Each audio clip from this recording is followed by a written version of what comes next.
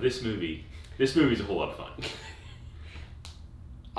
This is one of my favorite movies of like all time. I have seen this movie at least 6 times. Much like Tintin, this is another like. This is way more fun than Tintin. No, I'm talking about overlooked movies though. Yeah. This is a movie. It infuriated. When I remember we saw this in theaters, and there was like maybe 6 people, and it was like the second weekend it was out. First or second weekend it was out, and there was not a lot of people. And we went at like a 4 or 5 o'clock showing. No, it was like Saturday. It was like a normal weekend showing, and we were like, "What is going on?" Like midway through the movie, we went to go see it. It had gotten, it had the cast is a good cast. The cast is especially in this movie, great cast. Steven Soderbergh directed it, but it got, I think, like, at the time when we went, we were like, this got really good reviews. No. It had like a 90-something on Rotten Tomatoes. And so we were like, look, we're going to go check this out. And there was no one in the theater, but it was a great movie. I was laughing for the strong majority of the movie. I think this movie, it's a fantastic comedy, but it also is like it's a solid heist film. To me it's beyond solid. I think it's an excellent heist film because, especially rewatching it, everything is laid out in front of you that it's like, oh, all the pieces were here. It's just that by the end you realize, like, man, like Jimmy Logan had this under control. Well, there are 1 or 2 things that you sit there and shit happens. Well, no, that's on his list, right? That's what it was like. Well, no, I mean, there's 1 or 2 things where you're like, that was like sheer coincidence. In terms of, we've talked about it. There is one. For me, there's one. You had the other. You had another. Like the cake. There's the cake. For me, the cake in the vault was where I was like, how do they know they eat the cake in the vault? How do they, like, okay, assuming they knew that the vault would close at that time, it still was like, they did what? Is that where they go? They celebrate eating cake in the vault. That was the wildest one. That was the one I was like, oh, okay. Yeah. But besides that, everything else I bought completely. I thought it was perfectly fine. It was incredibly smart. Like, there's so many callbacks in this movie, and it's like laid out in front of you.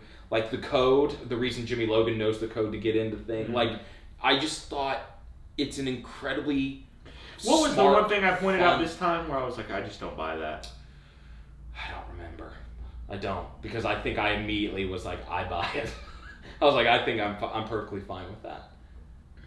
There was something this past time. I know. Yeah, we were watching it. To me, doesn't matter. Doesn't take away from how good of a heist and comedy movie this is. This is really good, and this is probably better, on par, if not a little better than any of the Ocean's movies. I have it on par with the first one, because the other 2 Ocean's movies really have the second one in particular has flaws. The second one in particular is also one of those things that's very frustrating because the movie is so good up until a certain thing. To me, it was entertaining, and then there's the Julia Roberts bit where you're like, "What is? Oh God, like, this is ridiculous."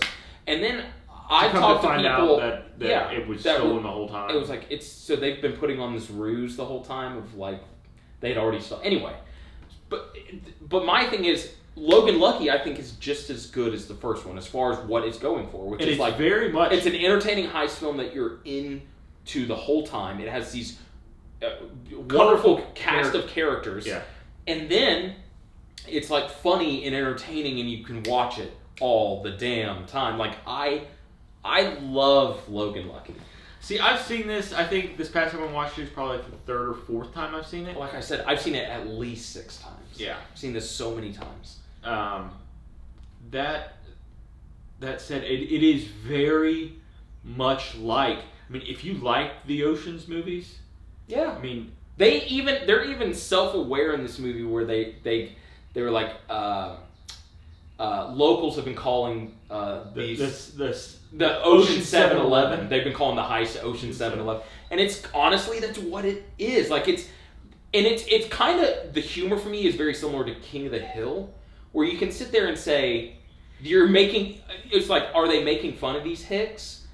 At times. You're making fun, but they're not. It's more of like, they just happen to be in this location, and it's funny how they are thinking and responding to things because of where they are and where they're from. They're not necessarily making fun of the person or the people from there. It's just how they respond to things, and more important, like how people value certain things in this area of the country. And like talking about football, and then going, "Oh, we loved LSU. It's a beautiful shade. It's the most beautiful shade of purple. It's the purple and yellow. It's the royal color." And it's like, I've heard elderly Louisiana people, they talk that way. Like, that's just what. And of course, they're not in Louisiana. They're in West Virginia. Yeah, but she loves that. Yeah, because she was the purple lady. Yeah, she plays a pivotal part of their heist late. Like, that was the other. It's like you're introduced to things and characters that just all of a sudden come back and you realize that was huge. Like, that was huge that person did that. Yeah. I was talking to you the other, because we watched this kind of separately. You were finishing up when I came over, but we were having the conversation. For me, each time I watch this movie, I go back and forth about like who gives a better performance. Like, the first time I saw it, we saw it in theaters. I was like, it's Daniel Craig. I thought Daniel Craig was hilarious. I thought Daniel Craig was good, second time around, I was like, no. It's Adam Driver. It's for sure Adam Driver. But then at some point, I was like, is it Channing Tatum playing the straight character? He's so good at like offsetting both Joe Bang and Adam Driver's character. To me, I have gone rewatching it now. I think I've gone back to Adam Driver. To me, it's Tatum, and it's like I said when I'm watching it. It was because you're not expecting that performance from him. He's giving it's a really good performance. Yeah, but think about like these other actors like Adam Driver. When have you seen him put in a bad performance? He's never put in a bad performance. Same with Daniel Craig. I mean, he did a movie. I even forgot the name of it. That movie was so bad, and I guess he was okay. It was this movie. It was like a horror film. I think it had Rachel Weisz in it. I can't remember. It was directed by Jim Sheridan. I know everybody involved. I think it was called Ghost. I want to say Ghost Story, but I don't think that's right. It doesn't matter. My point is, story short, he's overall puts in usually pretty good performances. Yeah, and so the fact that his character, Tatum's character, he is kind of the straight character, but he's also the way he plays off his daughter. And the little girl was really good too. And it's just he seems like a low income father that doesn't like dealing with cell phones or like anything modern. He seems like somebody you run into where we live. Yeah. You think you would run into certain people like this, and I totally buy it. Buy it. But just what's so funny is we're not out in the middle of nowhere, guys. But you still come across people like that. Yeah, completely. But then it's like Adam Driver. His delivery on almost every line is just perfect. Like he is so good. When he's sitting there, like, he goes, the last thing you said to me was cauliflower. He's talking about like how I will never follow your cauliflower plans, but you did burn the bacon like I like, and you don't. And that list in there shows that it's a sign of you trying to get your life together. So I will. He's like, I will listen to it. And you're just like, this guy. His idea for robbing a place is his version of getting his life together. He's got a list. It's organized. It's organized.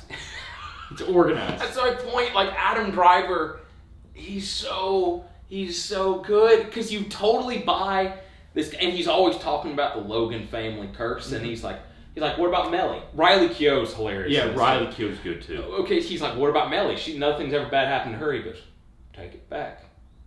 You just put a mouth to it. he's so into this Logan family curse.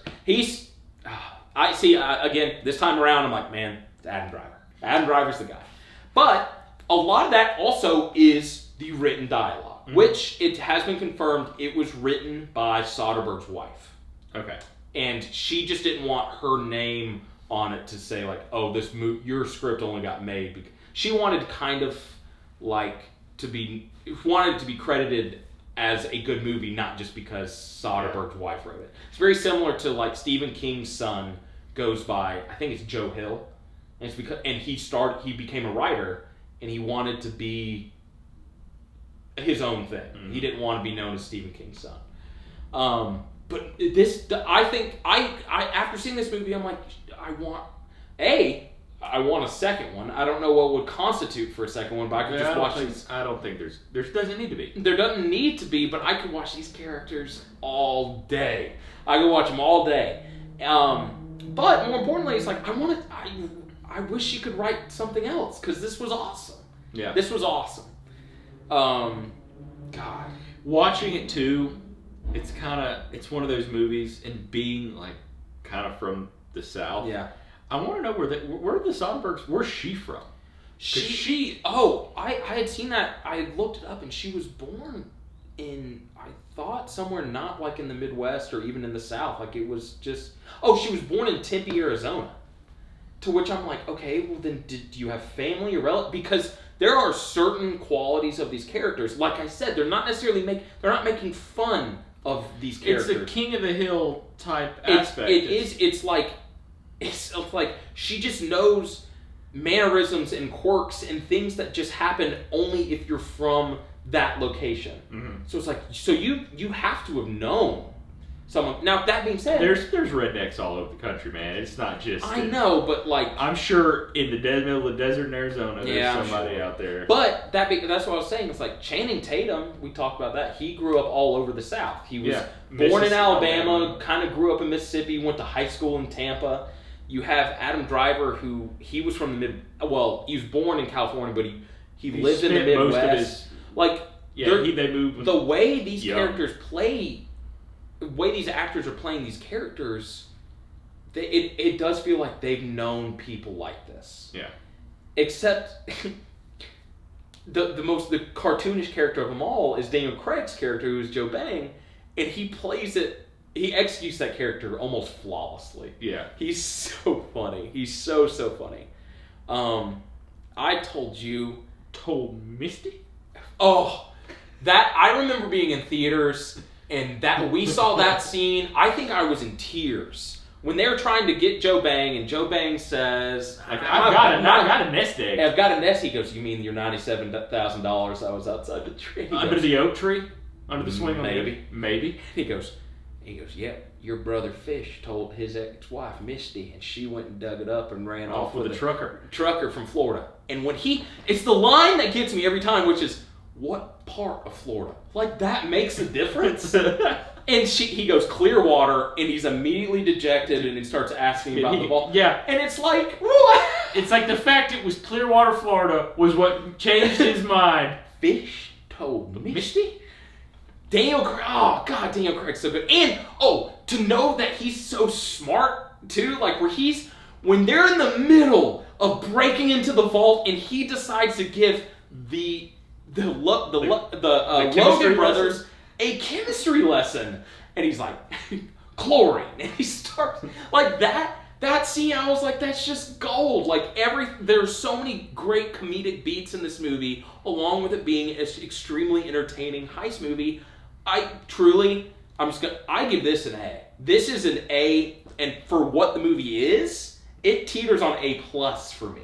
I good. Love this movie. I could watch some of the heist stuff. There is, like you mentioned, the cockroach thing, and there's something else. That's my one, like, no, there's something there's something else, because it was bothering me like while I was watching it, and then I completely forgot. Now that we're talking about it. Oh no, you talked about Adam Driver going to jail. You said that would take at least a couple months, and I was like, but do we know how small this town is? Yeah, but they had 5 weeks to pull it off, so he is going to get in the wreck, then go to court, get to jail. He would probably get arrested after the wreck, and then he'd probably be released on some kind of bond or something, then have his court date, which is usually like But see, that I bought into. I was like, maybe it's just such a small town. They immediately arraigned him like he then just went to jail. Because we were talking about like the cafeteria in the jail. Now we did bring up another character, Dwight Yoakam's awesome. Yeah. The whole jail sequence, and even I usually don't like jokes. We do not have an escape. We don't. Why? He goes, is it possible that they broke out and then broke back in? Wow! No, that can't happen. We don't have an escape problem here in Monroe. But I was about to say, I usually don't like pop culture references as jokes. It's because usually those become dated. But I thought the Game of Thrones joke worked really well, where they were like, no, from my understanding, they started deviating from the books. And they're like, whatever. Like the prison inmates, they have these demands, and the demands are basically trying to figure out how Game of Thrones is. Yeah. I don't know. And then obviously it ends, to me, I think the first time I saw it, I surprisingly got teary-eyed, and it still is affecting. But when his daughter is singing Take Me Home Country Roads. Yeah. The song stays in your head, but it also is like it shows how much she loves her dad. Yeah. And it was like, man, God. It's a great movie. I mean, like I said, it's like A and it teeters on A+. Like this, whenever someone's like, what's a good movie to recommend? I'm like, Logan Lucky. Logan Lucky. Like it's one of my go-to movies. Yeah, it's an A. You give it an A? Yeah, I give it an A. God, love the movie. It's an Amazon original movie, so it's gonna be on Amazon. You're quarantined. Watch it. I cannot recommend this movie enough. I love this movie.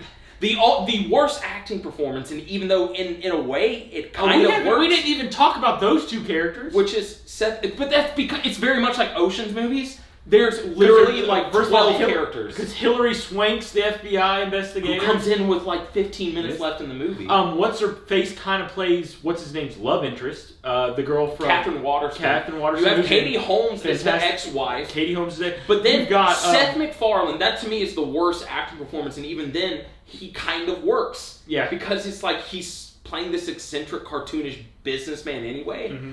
And it's because he has like the British accent and it's so over the top.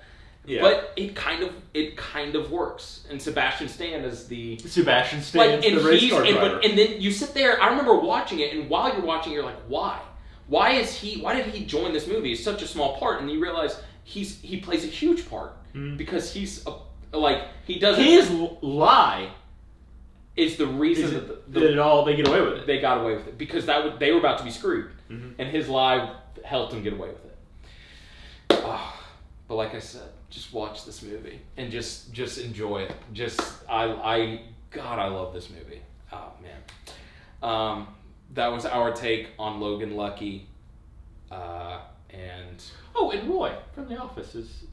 He's one last thing I will say. This is something another thing in certain movies that I absolutely love. Besides Seth MacFarlane, who's a dick, is there a bad guy? No.